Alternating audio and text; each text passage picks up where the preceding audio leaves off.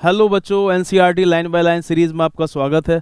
Chapter हम लोगों का चल रहा है रिप्रोडक्टिव हेल्थ और आज की इस वीडियो के अंदर हम पढ़ेंगे population explosion and birth control. इससे पहले हम पूरा ह्यूमन रिप्रोडक्शन पढ़ चुके हैं, 2 वीडियोस रिप्रोडक्टिव हेल्थ पर भी बना चुके हैं। अगर अब तक आपने इन वीडियोज़ को नहीं देखा है तो आप प्लेलिस्ट में जाकर NCERT line by line series पर क्लिक करिए और सारी ही वीडियोज़ आपको वहाँ पर मिल जाएंगी। तो बिना किसी देरी के साथ शुरू करते हैं population explosion and birth control. शुरुआत में एनसीईआरटी में लिखा हुआ कि इन द लास्ट सेंचुरी यानी पिछले 100 साल में all round development in various fields significantly improve the quality of life of people. पिछले 100 सालों में तकरीबन दुनिया के हर फील्ड में काफ़ी तरक्की हुई है, जिसकी वजह से लोगों की लाइफ काफ़ी इंप्रूव हुई है, पहले से उसकी क्वालिटी काफ़ी बेहतर हुई है। However, increased health facilities along with the better living condition had an explosive impact on the growth of the population. यहाँ से सवाल कंपटीशन पूछा जा सकता है कि ग्रोथ ऑफ ह्यूमन पॉपुलेशन किन 2 वजह से बढ़ी है। तो आपको आंसर लगाना होगा इंक्रीज हेल्थ फैसिलिटीज़। अब बहुत आसानी के साथ अगर आपकी तबीयत ख़राब होती है, आसपास आपको डायग्नोस्टिक सेंटर मिल जाएंगे, blood test, urine test, x ray, ultrasound आप करा सकते हैं। तो इंक्रीज हेल्थ फैसिलिटीज, हॉस्पिटल्स वगैरह भी of course, and with better living conditions. रहने के भी जो हमारे ज़राए हैं वो पहले से काफ़ी बेहतर हुए हैं। पानी आरओ का मिल जाता है आसानी से, हाइजेनिक फूड मिल जाता है आसानी से। तो मतलब लोग इस बात पर अब थोड़ा ध्यान रखते हैं कि बहुत ज़्यादा कोलेस्ट्रॉल ना हो खाने में, बहुत ज़्यादा सॉल्ट ना हो, बहुत ज़्यादा शुगर ना हो। तो लोग भी काफ़ी अवेयर हुए हैं। तो कहने का मतलब ये है कि इंक्रीज हेल्थ फैसिलिटीज़ और बेटर लिविंग कंडीशंस की वजह से ग्रोथ ह्यूमन पॉपुलेशन की लगातार बढ़ रही। The world population which was around 2 billion यानी 2000 मिलियन इन द 1900। एक सवाल आप याद कर सकते हैं कि वर्ल्ड पॉपुलेशन 1900 में तकरीबन 2 बिलियन थी, rocketed to about 6 billion by 2000, यानी कि 100 साल के अंदर 1900 से जब 2000 आया तो 2 बिलियन से पॉपुलेशन हो गई 6 billion. A similar trend was observed in India too. India में भी कुछ ऐसे ही मामला देखने को मिला है कि our population was approximately 350 million at the time of our independence. Independence के वक्त यानी कि 1947 के अराउंड 350 मिलियन थी हमारी population at the time of our independence. Reach close to the 1 billion, और ये तकरीबन 1 बिलियन पहुंच गई बाय 2000, सन 2000 में, एंड क्रॉस 1 बिलियन इन मई 2000, और मई 2000 में ये 1 बिलियन क्रॉस कर गई। तो यहाँ से हमने क्या सीखा? वर्ल्ड पॉपुलेशन के बारे में 2 डेटा आपको याद करने हैं कि वर्ल्ड 1900 में वर्ल्ड पॉपुलेशन 2 बिलियन थी और 6 बिलियन हो गई है 2000 के अंदर, ठीक है ना। 2 बिलियन से 6 बिलियन, 1900 में 2 बिलियन और सन 2000 के अंदर ये पहुँच गई 6 बिलियन। इंडिया के बारे में बताया eight the time of independence 350 million, और उसके बाद सन 2000 के अंदर ये तकरीबन 1 बिलियन, और फिर मई 2000 के अंदर ये 1 बिलियन को भी क्रॉस कर गई। That means every 6 person in the world is an Indian. ये हो सकता है स्टेटमेंट आपसे पूछ ले कि इसका मतलब ये हुआ दुनिया के हर 6 आदमियों में एक इंडियन है। A rapid decline in death rate, maternal mortality rate, infant mortality rate, as well as an increase in the number of people in the reproductive age are probable reason for this। एक बहुत शानदार line जिससे competition में कई बार सवाल आ चुका है कि ये जो पॉपुलेशन लगातार बढ़ रही, इसकी क्या वजह है। 4 अल्फाज एनसीईआरटी में बताए हैं यहाँ पर कि rapid decline in death rate, अब लोग बहुत कम बढ़ते हैं, डेथ रेट काफ़ी कम हो गया है, फैसिलिटीज़ है बहुत ज़्यादा, क्वालिटी ऑफ लाइफ बहुत बेहतर हो गई है, इंक्रीज हेल्थ फैसिलिटीज़ हैं, बेटर लिविंग कंडीशन, इसकी वजह से डेथ रेट काफ़ी कम हो गया है, ठीक है ना। डेथ रेट तो जानते होंगे ना, किसी भी एक पॉपुलेशन में 1 साल के अंदर 1000 लोगों पर कितने लोग मरते हैं, वहाँ का डेथ रेट कहलाएगा 1000 लोगों पर। डेथ रेट काफ़ी कम हो गया है। मैटरनल मॉर्टेलिटी रेट काफ़ी कम हो गया है अब, यानी पहले ऐसा हुआ करता था घरों में डिलीवरी करा ली जाती थी तो अक्सर लड़कियां मर जाती थी डिलीवरी के टाइम पे, क्योंकि हर डिलीवरी घर में नहीं हो सकती, प्रोफेशनल्स की ज़रूरत होती है, एक्सपर्ट्स की ज़रूरत होती है। तो पहले बहुत नॉर्मल सी बात थी, घर में डिलीवरी करा ली और उसमें डिलीवरी के दौरान लड़की मर गई। अब ऐसा नहीं होता है क्योंकि सब लोगों के अंदर काफ़ी समझदारी आ गई, पढ़ाई लिखाई की वजह से। इतना तो फ़ायदा हुआ कम से कम कि लोग शुरुआत से ही पहले मंथ की प्रेगनेंसी से ही हॉस्पिटल में दिखाते हैं। एंड इन्फेंट मॉर्टेलिटी रेट, पहले बच्चे मर जाया करते थे, जैसे कि निमोनिया बहुत कॉमन कॉज था, लेकिन अब सरकार की द्वारा जो वैक्सीन्स का मामला शुरू हुआ है कि बहुत ज़्यादातर वैक्सीन अब लोग लगवाते हैं। लोग इतने जागरूक हुए हैं कि ये जो पल्स पोलियो वाले घर आके सबको बताते हैं, अवेयर कराते हैं कि पोलियो की वैक्सीन और बाकी जो दूसरी vaccine, rota virus, pneumonia virus की वैक्सीन, ये सब लगवाना ज़रूरी था, क्योंकि लोग वैक्सीन्स लगवाने लगे हैं, तबीयत ख़राब होती है, टाइम से डॉक्टर को दिखाते हैं ले जाकर हॉस्पिटल में, इसकी वजह से इन्फेंट मॉर्टेलिटी रेट भी काफ़ी कम हुआ है। As well as the increase number of people in the reproductive age. जवान लोग अब काफ़ी ज़्यादा हैं, जाहिर सी बात है जवान लोग ज़्यादा होंगे तो ज़्यादा लोगों की शादियाँ होंगी, फिर ज़्यादा बच्चे पैदा होंगे, तो 4 वजह है पॉपुलेशन बढ़ने की। डेथ रेट काफ़ी कम हो गया है, मैटरनल मॉर्टेलिटी रेट काफ़ी कम हो गया है, इन्फेंट मॉर्टेलिटी रेट काफ़ी कम हो गया है, and increase number of people in reproductive age. बहुत बार इस लाइन से सवाल आया, इन लफ्ज़ों को याद कर लीजिएगा। 2 ओवर RCH प्रोग्राम मतलब reproductive and child health care programme, जिसमें कि हम रिप्रोडक्टिव हेल्थ के बारे में बात कर रहे थे और बहुत सारी चीज़ों के बारे में उसमें बात हुई थी। Though we could bring down the population growth rate but it was only marginal. कि RCH प्रोग्राम के तहत थोड़ी बहुत पॉपुलेशन को कंट्रोल किया गया है, लेकिन वो बहुत ही महदूद है, मार्जिनल है, बहुत ज़्यादा ड्रास्टिक उससे फ़र्क नहीं आया। अकॉर्डिंग टू 2001 सेंसस रिपोर्ट के हिसाब से इन्होंने बताया है the population growth rate was still around 1.7%। Population growth rate 2011 census के हिसाब से कितनी है? 1.7%, यानी कि 17 पर 1000 पर ईयर। यानी इनका कहने का मतलब है कि जो पॉपुलेशन ग्रोथ रेट है पर ईयर 1000 लोगों पर 17 लोग और पैदा हो रहे हैं। A rate at which our population could double in 33 year, और इस हिसाब से हमारी पॉपुलेशन अगले 33 साल में डबल हो जाएगी। ये लाइन पहले एनसीईआरटी पे नहीं थी, इसलिए भी आप इसे बहुत ध्यान से याद कर लें। ये नई लाइन इंट्रोड्यूस हुई है अभी फिलहाल में, पिछले एडिशंस के अंदर ये लाइन नहीं थी कि जो पॉपुलेशन ग्रोथ रेट है 1.7% के हिसाब से बढ़ रही है, यानी 17 पर 1000 पर ईयर। इस हिसाब से हमारी पॉपुलेशन डबल हो जाएगी अगले 33 साल में। इस लाइन से सवाल बन सकता है। Such an alarming growth rate could lead to an absolute scarcity of even the basic requirement food, shelter and clothing. यहाँ पर इन्होंने थोड़ी सी चिंता जाहिर की, एनसीईआरटी ने बताया कि अगर इस हिसाब से पॉपुलेशन लगातार बढ़ती रही तो बहुत मसला हो जाएगा फूड को लेकर, शेल्टर को लेकर, क्लॉथिंग को लेकर, रोटी कपड़ा मकान इन सब की काफ़ी जद्दोजहद हो जाएगी। In spite of significant progress made in those areas, therefore the government was forced to take up serious measures to check this population growth rate। इसलिए गवर्नमेंट की मजबूरी है कि वो सख्त यहाँ पर मेजर्स ले ताकि पॉपुलेशन को कंट्रोल किया जा सके। The most important step to overcome this problem क्या है यहाँ पर? Population growth rate. To overcome this problem is to motivate small families by using various contraceptive method। एक और बहुत शानदार लाइन एनसीईआरटी से, कि आपसे सवाल पूछ सकता है कि पॉपुलेशन को कंट्रोल करने का सबसे बेस्ट मेथड क्या है, तो यहाँ एनसीईआरटी ने एकदम साफ साफ बताया most important step to overcome population growth rate is, आपको आंसर लगाना होगा, to motivate small families by using various contraceptive method. कि छोटी छोटी जो फैमिलीज़ हैं जिनके घर में भी एक बच्चा है या 2 बच्चे हैं, तो उनको आप कॉन्ट्रासेप्टिव मेथड्स के लिए अवेयर कराएं। ऑफ कोर्स जो वहाँ के हॉस्पिटल्स वगैरह हैं, डॉक्टर्स हैं, नर्सेज हैं, वो उनको अवेयर कराएंगी। You might have seen advertisement in the media as well as poster, bills etcetera showing a happy couple with 2 children with a slogan हम 2 हमारे 2, वी 2 अवर 2। क्योंकि अक्सर आपने देखा होगा पोस्टर्स पर, बस स्टैंड, रेलवे स्टेशन और जो टिकट्स वगैरह आप खरीदते हैं उन पर पीछे स्लोगन एक कार्टून्स की शक्ल में 2 आदमी, उनके साथ में एक लड़का लड़की, और वो ये दिखाना चाहते हैं कि हम 2 हमारे 2, मतलब एक हैप्पी फैमिली के लिए माँ बाप और उनके 2 बच्चे हों। Many couple mostly the young urban, शहर में रहने वाले, working once have even adopted 1 child norm. अब तो ये नया शुरू हो गया सिलसिला कि लोग अब एक ही बच्चा पैदा कर रहे हैं। स्ट्रेचरी रेजिंग, फिर उन्होंने मतलब पहला तो तरीका ये बताया कि जो स्मॉल फैमिलीज हैं उनको अवेयर कराया जाए कॉन्ट्रासेप्टिव मेथड यूज करने के लिए, पहला और जो सबसे बेहतरीन मेथड बताया। बाकी उन्होंने 2 तरीके और बताए। स्ट्रेचरी यानी कि लीगली, सख्ती के साथ, मतलब गवर्नमेंट की तरफ से ये किया गया। Raising of the marriageable age of the female to 18 years, लड़की की उम्र शादी हो कम से कम 18 हो, and that of male is 21 years. बहुत जल्दी शादी हो जाएगी तो प्यूबर्टी तो शुरू हो जाती 13-14 साल में लड़के को, और लड़की को 10-12 साल में, अगर तभी उनकी शादी हो जाएगी तो बहुत बच्चे पैदा होंगे। इसलिए शादी के बाद लड़की की उम्र कम से कम 18 साल हो और लड़के की उम्र 21 साल हो। अगर इससे पहले शादी हो रही है और कोई रिपोर्ट कर दे तो फिर इसमें सबको सज़ा होती है। एंड इंसेंटिव्स यानी कि गिफ्ट दिए जाएं, given to the couple with small families are 2 of the other measure to tackle this problem। उन्होंने बताया कि इंसेंटिव दिए जाएं couples with small families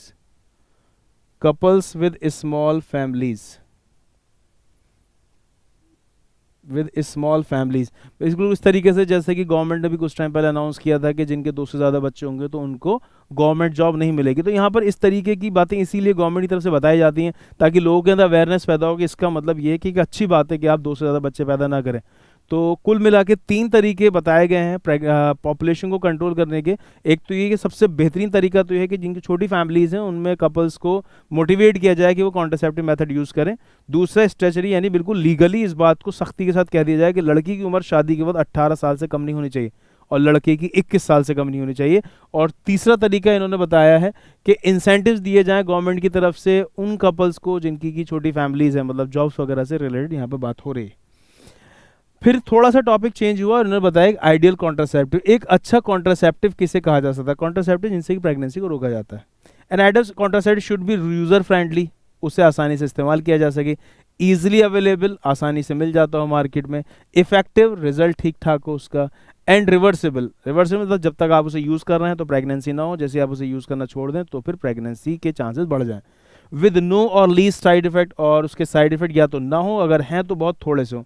तो यहाँ से एक सवाल बहुत बेहतरीन आपका कॉम्पिटिशन बन सकता है, आइडियल कॉन्ट्रासेप्टिव किसे कहते हैं? तो वो यूज़र फ्रेंडली हो, ईजिली अवेलेबल हो, इफेक्टिव हो, रिवर्सिबल हो, विद लीस्ट और नो साइड इफेक्ट। ठीक है।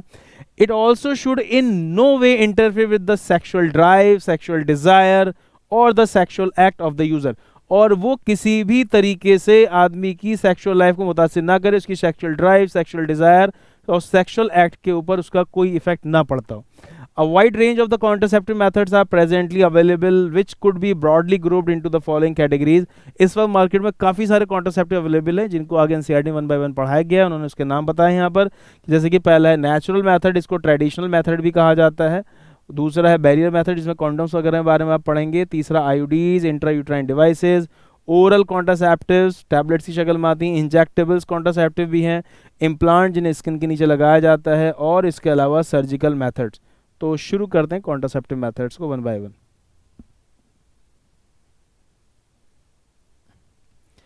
पहला टॉपिक था हमारा नेचुरल मेथड, जिसको कि ट्रेडिशनल मेथड भी कहा जाता है। यहाँ पहली लाइन एनसीईआरटी ने बताया कि इसके बारे में natural method work on the principle of avoiding chances of ovum and sperm meeting. Principle of avoiding chances of ovum and sperm meeting, इस लाइन से अभी तक नीट में सवाल नहीं आया, हो सकता है ये लाइन ही आपसे कॉम्पिटिशन में पूछ ली जाए कि आइडियल कॉन्ट्रासेप्टिव किस प्रिंसिपल पर काम करता है। तो इसका मेन प्रिंसिपल ये है कि वो स्पर्म और ओवम की मीटिंग के चांसेस को कम कर देता है, रोक देता है। पीरियोडिक एब्स्टिनेंस, अब नेचुरल मेथड में 3 तरीके हैं, जिसमें पहला रहेगा पीरियोडिक एब्स्टिनेंस, यानी कि एक खास समय में सेक्सुअल इंटरकोर्स को अवॉइड करना है और 10 से 17 दिनों मेंस्ट्रुअल साइकिल के दौरान। दूसरा इसमें है विड्रॉल मेथड, और तीसरा इसके अंदर है लैक्टेशनल अमेनोरिया। 1 बाय 1 पढ़ते हैं इसके बारे में। पहला periodic abstinence is one such method in which a couple avoid और abstain from the coitus, sexual intercourse नहीं करना है, from day 10 to 17 of the menstrual cycle. Menstrual cycle जिस दिन ब्लीडिंग स्टार्ट होती है वो फर्स्ट डे होता है मेंस्ट्रुअल साइकिल का। पढ़े लिखे लोग इसमें आसानी से देख सकते हैं क्योंकि कैलेंडर को इसमें यूज़ करना पड़ेगा कि जिस दिन ब्लीडिंग स्टार्ट हुई तो आप मान लें वो फर्स्ट डे है, तो वहाँ से फिर काउंट कर लेंगे कि जो 10वां दिन आ रहा है मेंस्ट्रुअल साइकिल का, 10 से लेकर 17 दिन के बीच में सेक्सुअल इंटरकोर्स नहीं करना है, क्योंकि इसी बीच में ओवुलेशन भी होगा, फर्टिलाइजेशन होने के चांसेस भी बहुत ज़्यादा होते हैं। इसलिए 10 से 17 दिनों मेंस्ट्रुअल साइकिल को fertile period of human female कहा जाता है। तो पीरियोडिक एब्स्टिनेंस मतलब कि खास समय में एब्स्टेन यानी कि क्वाइटस सेक्सुअल इंटरकोर्स नहीं करना है। वो कौन सा समय? 10 to 17 days of the menstrual cycle when ovulation could be expected, क्योंकि इसी दौरान ओवुलेशन होता है। एज चांसेस ऑफ फर्टिलाइजेशन, क्योंकि इस दौरान चांसेस फर्टिलाइजेशन के काफ़ी ज़्यादा होते हैं। Very high during this period, it is called the fertile period. ये सवाल नीट एग्जाम में कई बार पूछा भी जा चुका है कि the fertile period of the human female is, तो आपको आंसर लगाना होता है 10 to 17 days of the menstrual cycle. Therefore by abstaining from coitus during this period conception could be prevented, और इस तरह से प्रेगनेंसी को कंसेप्शन को रोका जा सकता है।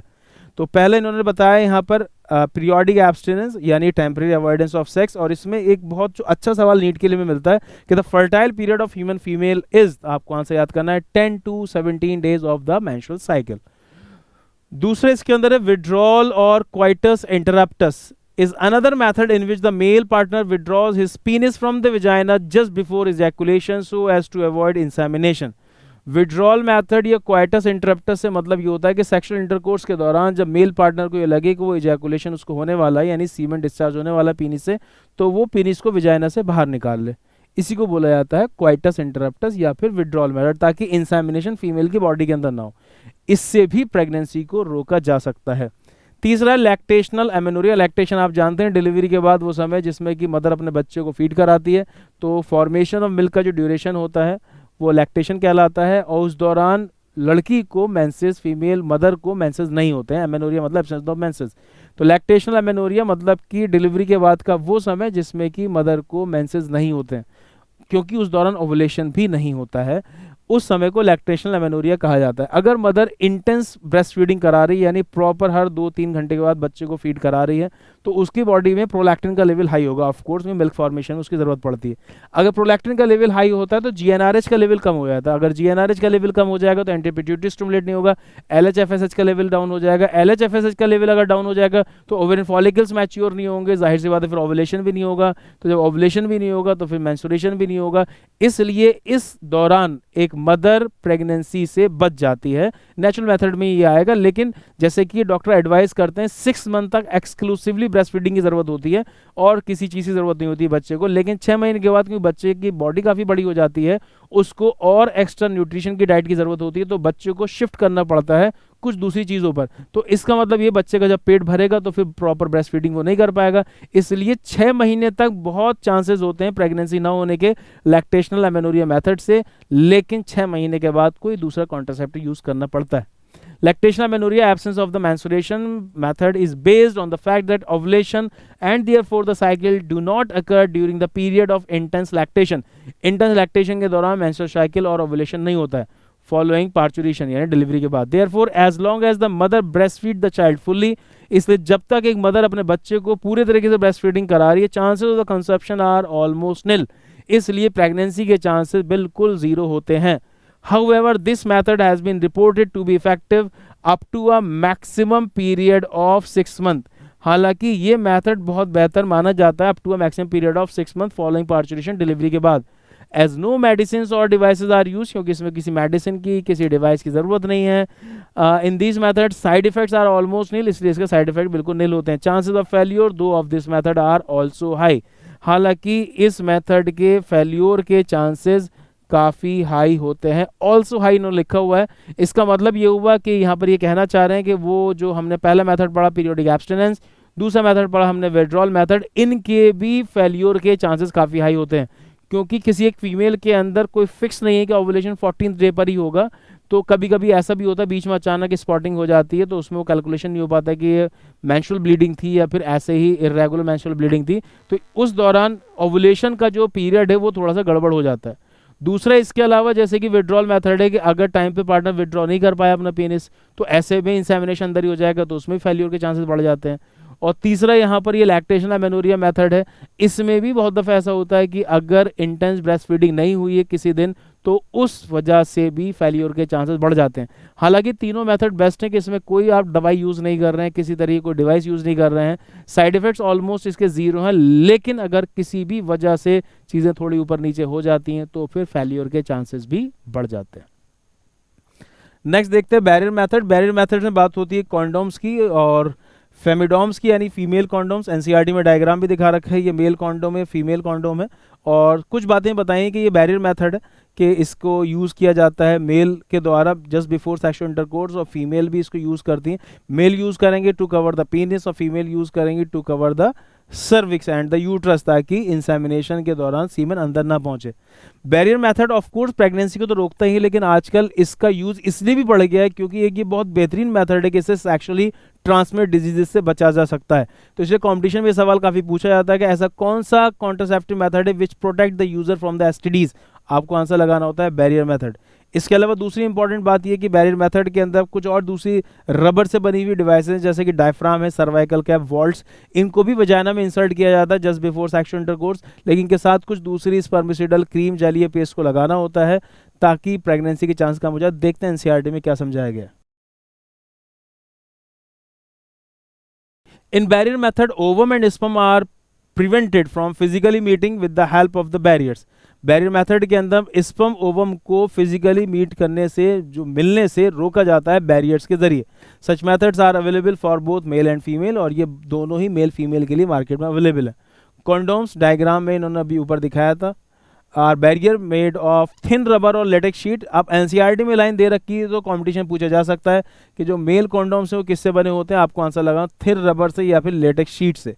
That are use to cover the penis in the male और vagina and cervix in the female. तो दोनों के लिए ही इन्होंने ये बताया है, मेल फीमेल कॉन्डोम्स के लिए, कि दोनों थिन रबर या लेटेक्स शीट से बने होते हैं और इनको यूज किया जाता है just before coitus so that the ejaculated semen would not enter in to the female reproductive tract, जिससे कि फीमेल रिप्रोडक्टिव ट्रैक्ट के अंदर सीमेन ना पहुंचे। तो मेल फीमेल कॉन्डोम्स दोनों के लिए एक ही लफ्ज इस्तेमाल हुआ है यहाँ पर, और दोनों ही किससे बने होते हैं, थिन रबर और लेटेक्स शीट से। दिस कैन प्रिवेंट कंसेप्शन, और इनसे आप कंसेप्शन को रोक सकते हैं। निरोध नाम बताया है कंपनी का, आप इस नाम को याद रख लेंगे, एनसीईआरटी में दे रखा है। Is a popular brand of the condom for the male. Use of condom has increase in recent years due to its additional benefit of protecting the user from contracting STDs and the AIDS, क्योंकि इससे sexually transmitted disease नहीं होती हैं, इसलिए इसका काफ़ी use बढ़ा है अभी फिलहाल कुछ सालों में।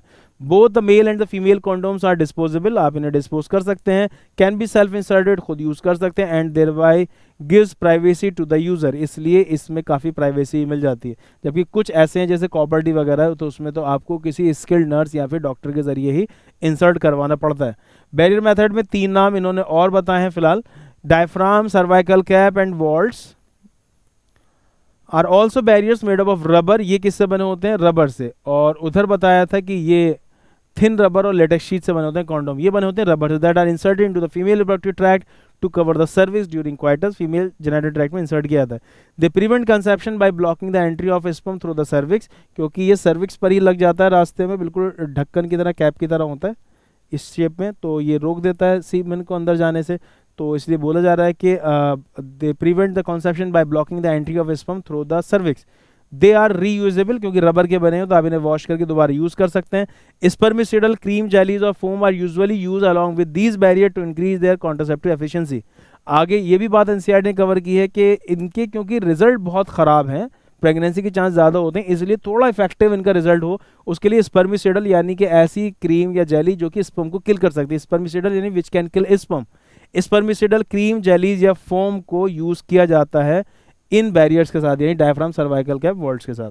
ठीक है, next number 3, intra uterine devices. Intra मतलब इनसाइड, यूट्राइन मतलब यूट्रस, डिवाइस मतलब डिवाइस। तो कुछ ऐसी डिवाइस बनाए गए हैं जिनको कि एक डॉक्टर या skilled nurse through vagina uterus में इंसर्ट कर देता है, जिसकी वजह से प्रेगनेंसी नहीं होती है। इनको 3 कैटेगरी में डिवाइड किया गया। नॉन मेडिकेटेड आईयूडीज, इसमें नाम याद करना है आपको, लिपीज लूप, कॉम्पिटिशन में नाम अभी फिलहाल में कई साल से पूछा जा रहा है। दूसरा कॉपर रिलीजिंग आईयूडीज, इनके अंदर कॉपर टी, कॉपर 7, मल्टीलोड 375, ये 3 नाम आपको याद होने चाहिए। इसे इंसर्ट करने से इसके अंदर कॉपर निकलते हैं, फिर उसके बारे में हम बात करेंगे। तीसरा हार्मोन रिलीजिंग आयोडीज, इससे हार्मोन प्रोजेस्ट्रोजन निकलता है। इसमें 2 नाम याद करने हैं, प्रोजेस्टेसड और LNG-20। एनसीईआरटी में बताया गया है कि इन डिवाइसेस से फायदा ये होता है कि फैगोसाइटोसिस और स्पर्म बढ़ा देती हैं। यहाँ इन्होंने किसी का नाम नहीं लिया है, कौन बढ़ा दे, एक जनरल बात हो रही है कि अगर आयोडीज को यूट्रस में इंसर्ट कर दिया जाए तो ये फैगोसाइटोसिस, स्पर्म बढ़ा देती हैं। फिर उन्होंने तारीफ की कॉपर रिलीजिंग आयोडीज की, अगर कॉपर रिलीजिंग आयोडी कोई फीमेल लगा लेती है तो वो अपने अंदर से कॉपर निकालेगा। उस कॉपर से क्या होगा, ये जो कॉपर है they suppress the sperm motility, sperm की स्पीड को कम कर देते हैं, and thereby the fertilising capacity of sperm. आपको याद होगा फीमेल जेनिटल ट्रैक्ट में एंटर करने के बाद स्पर्म की स्पीड बढ़ जाती है, दे बिकम्स हाइपर मोटाइल, जिससे कि हम कैपेसिटेशन ऑफ स्पर्म कहते हैं। स्पर्म की स्पीड काफ़ी इंपॉर्टेंट है, 3 mm पर मिनट तक स्पीड पहुंच जाती है। अगर स्पर्म की स्पीड ही कम कर दी जाए तो फर्टिलाइजेशन, कंसेप्शन के चांसेस ऑलमोस्ट नील हो जाएंगे। कॉपर आयंस यही करते हैं कि they suppress the sperm motility and fertilising capacity of sperm. तीसरा जो प्रोजेस्टेसड LNG-20 हार्मोन रिलीजिंग आयोडीज है, इनसे हार्मोन निकलता है प्रोजेस्टेरोन। ये प्रोजेस्टेरोन हार्मोन क्या करता है कि it makes the uterus unsuitable for implantation. यही लाइन एनसीईआरटी से कॉपी पेस्ट होती है कि यूट्रस को अनसूटेबल बना देता है इम्प्लांटेशन के, सर्वाइकल म्यूकस को काफ़ी गाढ़ा कर देता है। अब जब सर्वाइकल म्यूकस ही गाढ़ा हो जाएगा, वो सर्वाइकल कैनाल के अंदर भरा हुआ होगा, तो बाहर से सीमेन को अंदर जाने का रास्ता ही नहीं मिलेगा, जिसकी वजह से प्रेगनेंसी के चांस बहुत कम हो जाते हैं। आगे उन्होंने तारीफ की है कि ये जो इंट्रा यूट्राइन डिवाइसेज हैं, these are one of the most widely use contraceptive in India. India के अंदर इनको काफ़ी ज़्यादा यूज़ किया जाता है। देखते हैं एनसीईआरटी में क्या समझाया गया। These devices are inserted by doctors और expert nurses in the uterus through vagina. These intrauterine device are presently available as the non medicated IUDs. अभी फिलहाल में इससे काफ़ी बार सवाल आया, एग्जाम्पल याद करनी, इसमें लिपीज लूप। दूसरी है कॉपर रिलीजिंग आयोडीज, इसमें 3 नाम याद करने हैं, copper D, copper 7, multiload 375, and the hormone releasing IUDs. Hormone releasing IUDs में नाम याद करना, progestasert and LNG-20। IUDs increase phagocytosis of sperm, ये फैगोसाइटिस स्पर्म बढ़ा देती हैं within the uterus, and the copper ions release. तो एक जनरल पॉइंट में बताया आईओडीज क्या करती है, the increase the phagocyte of sperm, यहाँ नाम लिखा किसके बारे में बात हो रही। आगे लिखा है कि जो कॉपर वाली हैं, and the copper ions release suppress the sperm motility, ये लाइन से कॉम्पिटिशन में सवाल कई बार आ चुका है, and the fertilising capacity of sperm, इसे आप रट लेंगे। कॉपर आयंस क्या करते हैं, they suppress the sperm motility and the fertilising capacity of sperm. Short में अगर ऑप्शन आया, दे इनहिबिट फर्टिलाइजेशन, याद रहेगी इतनी बात। तो हार्मोन रिलीजिंग आयोडीज, जो हार्मोन रिलीजिंग आयोडीज हैं वो कैसे काम करती हैं, इन एडिशन वो क्या करती है, make the uterus unsuitable for implantation, यही लाइन कॉपी पेस्ट हो जाती है, they make the uterus unsuitable for implantation and the cervix hostile to sperm. Hostile कहने का मतलब होता है दुश्मन। अब सर्विक्स कैसे दुश्मन बनेगा स्पर्म का, वो रास्ता रोक लेगा उसका। अब वो कैसे रास्ता रोकेगा, जब भी प्रोजेस्टेरोन का जिक्र हो, आप ये बात दिमाग में बिठा लेना कि it make the cervical mucus thick, वो सर्वाइकल म्यूकस को थिक बना देगा। सर्वाइकल म्यूकस थिक होगा तो रास्ता नहीं मिलेगा स्पर्म को, जिसकी वजह से ये बात यहाँ थोड़ा सा लिटरेचर वाले अंदाज में लिखी है, सर्विक्स को हॉस्टाइल दुश्मन बना देगा स्पर्म का। एक और बहुत शानदार लाइन एनसीईआरटी से, IUDs are the ideal contraceptive for the females who want to delay pregnancy, जो कि प्रेगनेंसी को डिले करना चाहती हैं या फिर बच्चों के बीच में गैप रखना चाहती हैं। जैसे अभी पहला बच्चे के बाद दूसरा बच्चा कम से कम 3 साल बाद हो, तो उस गैप के लिए कॉपर टी यूज की जा सकती है। It is one of the most widely accepted method of contraception in India. इस लाइन से कंपटीशन में सवाल बन चुका है, आगे भी रिपीट हो सकता है कि the most widely accepted method of contraception in India is, आप आंसर लगा कर आएंगे, आयोडीज इंट्रा यूट्राइन डिवाइसेस। अब ये जो हार्मोन्स हैं एस्ट्रोजन प्रोजेस्टेरोन, इनकी टैबलेट्स ही बनाई गई हैं जिनको कि इस्तेमाल किया जाता है, ओरली खाया जाता है। क्योंकि ये टैबलेट्स हैं, पिल्स हैं, इसलिए इनको ओरल कॉन्ट्रासेप्टिव पिल्स भी कहते हैं। 2 तरीके की टैबलेट्स को आपको याद करना है इधर 11-12 नीट यूजी के लिए। एक कहलाती है कंबाइंड पिल, जिसमें कि एस्ट्रोजन प्रोजेस्टेरोन दोनों हार्मोन होते हैं, और दूसरा प्रोजेस्ट्रोजन ओनली पिल, जिसमें कि सिर्फ प्रोजेस्टेरोन होता है।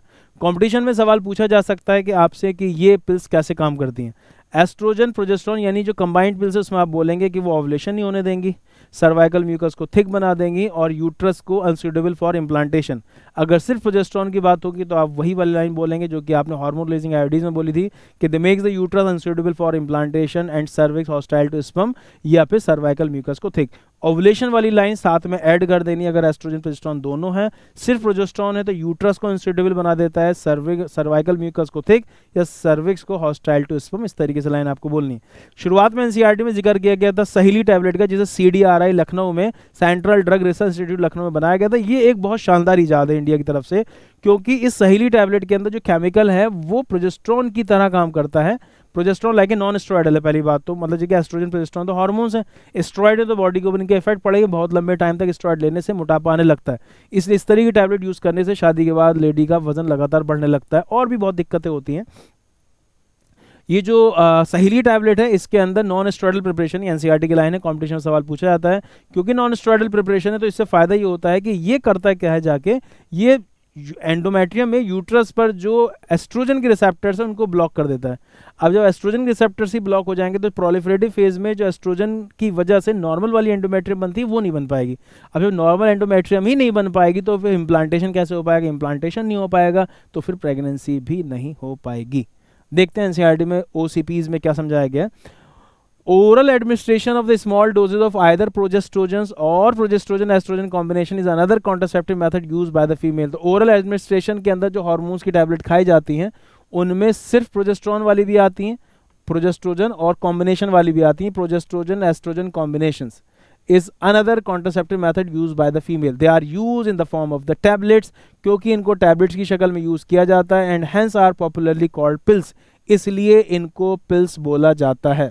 Pills have to be taken daily. इन्होंने फिर ये कंबाइंड पिल्स के बारे में खाने का तरीका बताया है कि कंबाइंड पिल्स जो होती है इनको डेली खाया जाता है 21 डेज तक, और खाने का तरीका ये है कि with in the first 5 days of menstrual cycle, जब ब्लीडिंग होती है, ब्लीडिंग फेज में जो लास्ट दिन नॉर्मली करती है फीमेल के, जिस दिन लास्ट दिन होता है ब्लीडिंग का, उस दिन पहली टैबलेट खाई जाती है कंटिन्यूसली फॉर 21 डेज। जैसे नॉर्मली 28 डेज की साइकिल होती है, 5 दिन तक नॉर्मली ब्लीडिंग होती है, तो अगर 21 डेज तक लगातार टैबलेट खानी है, 5वें दिन से शुरू की तो 21 और 5 कितना हो गया 26, 27, 28, 2 दिन का गैप रहेगा, और फिर उसके बाद अगली साइकिल की 5 दिन की ब्लीडिंग हो जाएगी। तो नॉर्मली इस 7 दिन के गैप के बाद 21 दिन तक लगातार टैबलेट खाई जाती है। और ये एडवाइस किया जाता है कि आप टाइम फिक्स कर लीजिए किस टाइम आपको टैबलेट खानी, जिसमें कि अगर लेडी भूल भी जाती है कि उसने टैबलेट आज खाई या नहीं खाई तो उसे याद रहे। और दूसरी ये बात कि अगर जैसे कभी भूल गए किसी वजह टैबलेट खाना, तो जिस वक्त भी याद आ जाए तो टैबलेट खा लेनी चाहिए। Pills have to be taken daily for a period of 21 days. यहाँ पर आप नीट यूजी के लिए इस लफ्ज़ याद रखेंगे। पिल्स 21 डेज तक लगातार खाई जाती हैं, starting preferably with in the first 5 days of the menstrual cycle. जब ब्लीडिंग हो रही होती है उसी दिन पहली टैबलेट उनमें से किसी एक दिन से शुरू की जा सकती है। आफ्टर गैप ऑफ 7 डेज, 7 दिन के गैप के बाद, ड्यूरिंग इज द मेंस्ट्रुएशन अगर जिसमें कि ब्लीडिंग होती है, it has to be repeated in the same pattern till the female desire to prevent conception. 7 दिन का गैप देने के बाद जिसमें कि ब्लीडिंग हो जाती है, लगातार 21 दिन तक खानी। कब तक? जब तक कि अगला बच्चा नहीं चाहते हैं, यानी कि अगर जैसे 3 साल तक अगला बच्चा नहीं चाहते हैं तो 3 साल तक कंटिन्यूसली इन टैबलेट्स को खाना पड़ेगा। कंबाइंड पिल की बात हो रही। दे इनहिबिट ओवुलेशन, यहाँ पर उन्होंने तारीफ की कंबाइंड पिल कैसे काम करती है इसके मैकेनिज्म एक्शन पर। दे इनहिबिट ओवुलेशन, ओवुलेशन नहीं होने देती है, एंड इम्प्लांटेशन, इम्प्लांटेशन भी नहीं होने देती है, as well as alter the quality of cervical mucus, यानी सर्वाइकल म्यूकस को थिक कर देती है, टू प्रिवेंट और retard the entry of sperm, जिसकी वजह से स्पर्म की एंट्री नहीं हो पाती या उसकी स्पीड कम हो जाती है एंट्री के वक्त। Pills are very effective, pills काफ़ी बेहतर हैं, विद लेसर साइड इफेक्ट, इसके साइड इफेक्ट काफ़ी कम होते हैं, and are well accepted by the female, इसलिए फीमेल इसे आसानी से यूज़ कर लेती। यहाँ पर इन्होंने फिर सहेली की बात की है जिसमें कि प्रोजेस्ट्रोजन ओनली पिल हम इसको बोल सकते हैं। सिर्फ इसके अंदर एक ही हार्मोन है, सेंटक्रोमेन, मतलब प्योरली प्रोजेस्टेरोन तो नहीं है, सिंथेटिक फॉर्म है इसकी। सहेली a new oral contraceptive for the female contain a non steroidal preparation, यहाँ नाम नहीं बताया उसका सेंटक्रोमेन, लेकिन नॉन स्टेरॉयडल प्रिपरेशन लिख दिया है कि ताकि बच्चे इस बात को समझ जाए कि इसमें कोई भी एस्ट्रोजन प्रोजेस्टेरोन वाला हार्मोन नहीं है। नॉन स्टेरॉयडल प्रिपरेशन पर सवाल कंपटीशन में आ चुका है। It is a once a week pill, आसानी भी है कि आपको हफ्ते में केवल एक टैबलेट खानी होती है। कंबाइंड पिल डेली खानी होती है फॉर 21 डेज, ये वंस अ वीक पिल है, with very few side effects, के साइड इफेक्ट काफ़ी कम, and high contraceptive value, contraceptive value इसकी काफ़ी ज़्यादा है प्रेगनेंसी को रोकने के लिए।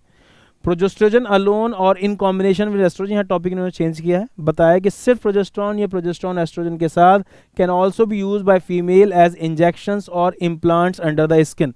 बताया कि अभी तो टैबलेट्स का जिक्र हो रहा था, प्रोजेस्ट्रॉन या प्रोजेस्ट्रोजन एस्ट्रोजन, इन कॉम्बिनेशन को इंजेक्शंस की शक्ल में भी यूज़ किया जा सकता है और स्किन के नीचे इम्प्लांट्स की शक्ल में यूज़ किया जा सकता है। ये लाइन आपसे कॉम्पिटिशन पूछी जा सकती है कि प्रोजेस्ट्रोजन अलोन या फिर in combination with estrogen can also be use by the female as injections और इम्प्लांट्स अंडर द स्किन। तो अगर वो आपसे पूछता है इंजेक्शंस या इम्प्लांट्स में कौन सी दवाई यूज होती है, तो आपको आंसर लगाना होगा या तो सिर्फ प्रोजेस्ट्रॉन होगा उसमें, प्रोजेस्ट्रोजन अलोन, या फिर progestogen oestrogen combination. Their mode of action is similar to that of the pills, क्योंकि वही हार्मोन से तो एक्शन तो वही रहेगा कि जैसे अगर सिर्फ प्रोजेस्ट्रॉन वाले इंजेक्शन लगाया तो वो यूट्रस को अनसुटेबल बना देगा इम्प्लांटेशन के लिए, सर्वाइकल म्यूकस को थिक कर देगा, और दोनों हार्मोन कॉम्बिनेशन है तो ओवुलेशन नहीं होने देगा, इम्प्लांटेशन नहीं होने देगा, सर्वाइकल म्यूकस को थिक कर देगा। ठीक है ना। एडमिनिस्ट्रेशन ऑफ प्रोजेस्ट्रोजन थोड़ा सा टॉपिक ने चेंज किया और इमरजेंसी कॉन्ट्रासेप्टिव के ऊपर बात की है कि अगर हम सिर्फ प्रोजेस्ट्रॉन या प्रोजेस्ट्रोजन एस्ट्रोजन कॉम्बिनेशन यूज करते हैं या आयोडीज यूज करते हैं, 3 बताएं, सिर्फ प्रोजेस्ट्रॉन, ये प्रोजेस्ट्रोजन एस्ट्रोजन कॉम्बिनेशन या आयोडीज। ऑफ कोर्स प्रोजेस्ट्रोजन एस्ट्रोजन, ये प्रोजेस्ट्रॉन ये इंजेक्शेबल फॉर्म में होंगे, टैबलेट्स तो लगातार खानी पड़ती हैं 21 दिन के लिए। सिर्फ प्रोजेस्ट्रॉन या प्रोजेस्ट्रोजन एस्ट्रोजन कॉम्बिनेशन या आयोडीज को अगर इस्तेमाल किया जाए विद इन 72 आवर्स, 72 आवर्स के अंदर ऑफ क्वाइटस, कोई भी अनप्रोटेक्टेड सेक्सुअल इंटरकोर्स हुआ है उसमें विद इन 72 आवर्स अगर आप सिर्फ प्रोजेस्ट्रॉन या प्रोजेस्ट्रोजन एस्ट्रोजन कॉम्बिनेशन या आयोडीज इस्तेमाल कर लेते हैं, have been found to be very effective as emergency contraceptive. ये सवाल अभी तक नीट में नहीं पूछा गया है, तो आपसे सवाल पूछा जा सकता है कि एमरजेंसी कॉन्ट्रासेप्टिव के तौर पर क्या यूज़ किया जा सकता है, तो आप बताएंगे एमरजेंसी कॉन्ट्रासेप्टिव के तौर पर यूज़ किया जा सकता है progestogen alone, progestogen oestrogen combination या IUDs within 72 hours of an unprotected sexual intercourse. They could be use to avoid possible pregnancy due to rape, या तो कोई रेप का केस है या कैजुअल अनप्रोटेक्टेड सेक्सुअल इंटरकोर्स है इसमें। ठीक है। नेक्स्ट है सर्जिकल मेथड, जिसे स्टरलाइजेशन मेथड भी कहा जाता है, मेल फीमेल दोनों में ही होता है। मेल के अंदर वैज डिफरेंस को कट कर देंगे या लाइगेट कर देंगे, और फीमेल के अंदर फैलोपियन ट्यूब को कट कर देंगे, लाइगेट कर देंगे। अब जैसे कि स्पर्म का रास्ता ही रोक दिया आपने, ओवम का रास्ता ही रोक दिया, तो इससे प्रेगनेंसी बिल्कुल रुक जाती, 100% इसके रिजल्ट है। लेकिन इसकी एक खराबी यह है कि यहाँ पर अगर जैसे आने वाले कुछ साल में 5-10 साल में वो कपल चाहता है कि फिर से प्रेगनेंसी हो उनके घर में और इसे अगर दोबारा से जोड़ा जाएगा तो इसकी रिवर्सिबिलिटी काफ़ी ख़राब है। रिजल्ट ज़बरदस्त है, रिवर्सिबिलिटी काफ़ी ख़राब है, इसलिए इनको नॉर्मली लोग इस्तेमाल नहीं करते हैं। हालांकि अगर जैसे आगे बच्चे ही नहीं चाहिए, फैमिली कंप्लीट हो चुकी है, तो फिर माँ बाप की दोनों की रजामंदी से वो फिर स्टरलाइजेशन मेथड यूज़ किया जा सकता है। इसलिए एनसीईआरटी में इसकी तारीफ में बात लिखी हुई है, it is a terminal method of contraception. Previous year में सवाल आ चुका है कि परमानेंट मेथड ऑफ कॉन्ट्रासेप्शन, क्योंकि रिवर्सिबिलिटी काफ़ी ख़राब है, रिजल्ट ज़बरदस्त है। सर्जिकल मेथड्स को स्टरलाइजेशन मेथड भी कहा जाता है। Surgical methods also called sterilization method are generally advise for the male female partner as a terminal method, बिल्कुल लास्ट वाला, to prevent any more pregnancies. तो आपसे अगर सवाल पूछा जाए terminal method for contraception is, आप आंसर लगाएंगे सर्जिकल मेथड या sterilization method. Surgical intervention blocks gamete transport and thereby prevent conception. Sterilization procedure in male, अगर मेल में देखा जाए तो क्योंकि वेज डिफरेंस को काटते हैं, लाइगेट करते हैं, इसलिए इसे बोला जाता है वेजेक्टमी। फीमेल के अंदर फैलोपियन ट्यूब को काटते हैं, लाइगेट करते हैं, उसे बोला जाता है tubectomy. And that in female tubectomy. In vasectomy, a small part of the vas deferens is removed or tied up through a small incision in the scrotum. Scrotum में हल्का सा निक लगा के vas deferens को बाहर खींच लेते हैं, टाइट कर देते हैं या फिर काट कर उसको उल्टा करके बांध देते हैं। Whereas in tubectomy, a small part of the fallopian tube is removed or tied up through a small incision in the abdomen or through vagina. Tubectomy दोनों तरह से की जा सकती है, पर एब्डोमेन भी की जाती है और थ्रू वेजाइना भी अल्ट्रासाउंड गाइडेड प्रोब के जरिए ये की जा सकती है। This technique are highly effective, बहुत ज़बरदस्त इनके रिजल्ट हैं, but their reversibility is very poor. इस लाइन से कंपटीशन में सवाल आ चुका है, आपको पता भी होना चाहिए। वेजेक्टमी ट्यूबेक्टमी का 100% रिजल्ट है, लेकिन रिवर्सिबिलिटी पुअर है, तो इनको तभी यूज़ किया जाता है जब आगे और बच्चे नहीं चाहिए।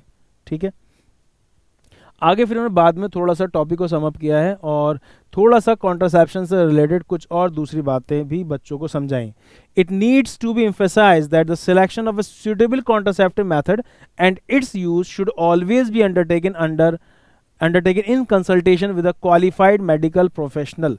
यहाँ पर एक बहुत ज़बरदस्त लाइन बताई कि किस कपल के लिए कौन सा कॉन्ट्रासेप्टिव मेथड यूज़ करना चाहिए, उनके लिए बेहतर रहेगा, वो एक क्वालिफाइड मेडिकल प्रोफेशनल यानी कि क्वालिफाइड डॉक्टर से ही पता चलता है। क्योंकि बहुत दफ़ा ऐसा होता है कि जैसे वैसे आईयूडीज़ को बेस्ट बताया जा रहा है, लेकिन अगर किसी वजह से किसी फीमेल को एक्टोपिक प्रेगनेंसी हो चुकी है तो डॉक्टर उनको आईयूडीज़ इस्तेमाल करने से मना करते हैं, क्योंकि ऐसा देखा गया है कि जो फीमेल आईयूडीज़ इस्तेमाल करती उनमें एक्टोपिक के चांसेस बहुत ज़्यादा बढ़ जाते हैं। जिन फीमेल के अंदर ब्रेस्ट कैंसर के चांसेस हो चुके हैं बचपन में, अगर फाइब्रोएडिनोसिस हो चुका है, कोई छोटी सी गांठ ब्रेस्ट में हो चुकी है, तो ऐसे में ब्रेस्ट कैंसर के चांसेस बढ़ जाते हैं, इसलिए उनको ओरल कॉन्ट्रासेप्टिव यूज़ करने के लिए मना किया जाता है। अगर कोई फीमेल हाईली एनीमिक है या फिर उसको कोई ब्लड क्लॉटिंग डिसऑर्डर है तो भी उसको कॉपर टी वगैरह आईयूडीज इस्तेमाल करने को मना किया जाता है, क्योंकि उसकी वजह से अंदर पंक्चर होने के चांसेस होते हैं, जिसकी वजह से ब्लीडिंग काफ़ी ज़्यादा होती है। तो हमारे लिए मतलब किसी भी एक कपल के लिए कौन सा कॉन्ट्रासेप्टिव मेथड बेस्ट रहेगा ये उनको डॉक्टर से ही पता चलता है, इसलिए इस बारे में डॉक्टर से कंसल्ट करना चाहिए। One must also be remember that contraceptives are not regular requirement for the maintenance of reproductive health। इस लाइन को कॉम्पिटिशन पूछा जा सकता है कि ये बात हमें याद रखनी चाहिए कि कॉन्ट्रासेप्टिव कोई रेगुलर रिक्वायरमेंट नहीं है for the maintenance of reproductive health.